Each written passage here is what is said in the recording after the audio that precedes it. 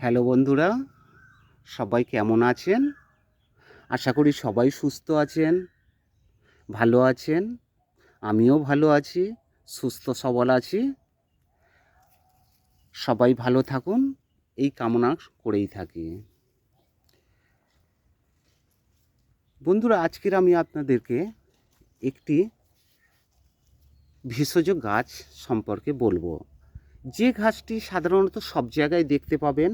এই যে গাছটি দেখুন, ভালোভাবে চিনে রাখুন। এটি হলো বনমরিচ গাছ। এই গাছের পাতা বা ফুল আপনারা হাত দিয়ে চোখ মুখে লাগাবেন না, লাগালে প্রচণ্ড হারে চিরবির করবে। এই গাছের যে ফলগুলি দেখছেন, এই যে ফলগুলি দেখুন, এই ফলগুলি যদি আপনি জলের মধ্যে দিয়ে একটু নাড়াচাড়া করেন, জলটা দেখবেন একটু আঠালো হয়ে যাবে। এবার ওই জলটি মাটিতে ফেললে ওই স্থানে যদি কেঁচো থাকে দেখবেন হু করে বেরিয়ে আসবে। যে সমস্ত ব্যক্তিরা মাছ ধরতে খুব ইন্টারেস্ট, তারা এই গাছটি কেঁচো সংগ্রহ করবার জন্য ব্যবহার করে থাকে। এছাড়া এই গাছের একটি খুব মারাত্মক গুণাগুণ আছে, যেটি আপনি কল্পনা করতে পারবেন না।